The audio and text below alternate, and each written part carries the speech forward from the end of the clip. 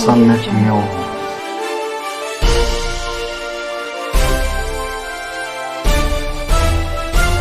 सम्यक न्यूज।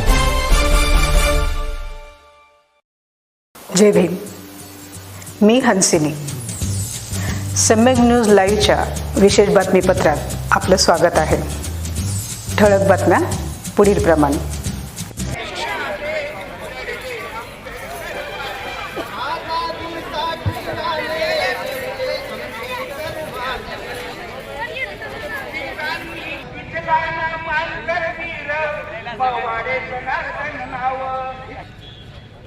जातीवाद्यांनी रचना याला संपवण्याचा डाव,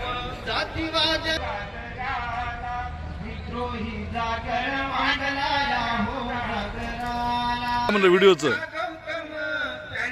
नगर जय भीम पेटला उरी बेफाम करीत घोष घेतली राग म्हणे जगन हे बेकाम शाहीर झाला मांडला या हो जागराला सारे काम झालं शेतकरी आया महिला कष्ट नष्ट कराया भांडवलदारी देशी क्रांतीची ललकारी नष्ट कराया भांडवलदारी नष्ट कराया मनुवाद नष्ट कराया गुलामगिरी नष्ट कराया मनुवाद नष्ट कराया गुलामगिरी हाच वारस आपला हाच आरस लाभलेला आहे।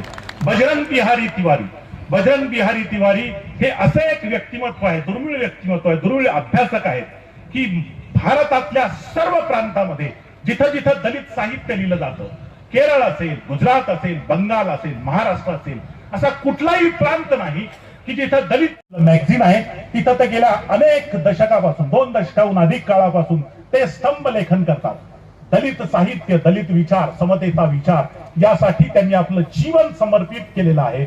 असे अतिशय ज्यांचं काम लोकसंस्कृतीच्या मावळते अध्यक्ष, लोकसंस्कृतीच्या क्षेत्रामध्ये अनन्य अशी भूमिका डॉक्टर अशोक राणा यांनी बजावलेली आहे। आणि तेही महाराष्ट्राचा, मराठवाड्याचा जेव्हा आपण मानवी हक्काचा विचार करतो तेव्हा जिजांना विसरणं शक्य नाही। एकनाथजी आव्हाड यांचा वारंवार जन्म घ्यावा एडिसनच्या आईने आणि हे सुंदर जग आणखी सुंदर करावे येणाऱ्या अर्भकासाठी